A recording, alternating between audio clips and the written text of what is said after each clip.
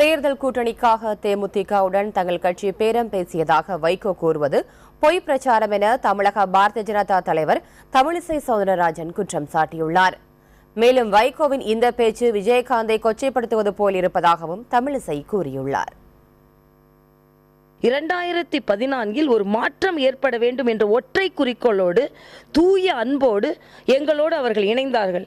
இன்று கூட நாங்கள் அவர்கள் மீது என்ன அன்பு மரியாதை வைத்திருக்கிறோம். ஆனால் வைகோ அவர்கள் இத்தகைய தகவல்களை சொல்லி, அதுவும் அதிகாரப்பூர்வமான தகவல்களை சொல்லி, அதிகாரப்பூர்வமற்ற தகவல்களை சொல்லி, ஆதாரப்பூர்வமற்ற தகவல்களை சொல்லி மிக மோசமான ஒரு நிலைக்கு தமிழக அரசியலை எடுத்துச் செல்கிறார்.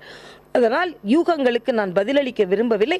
ஆனால் சகோதரர் வைகோ அவர்கள் இப்படிப்பட்ட பொய் பிரச்சாரம் செய்ய வேண்டாம் என்றும் நான் கேட்டுக்கொள்கிறேன்.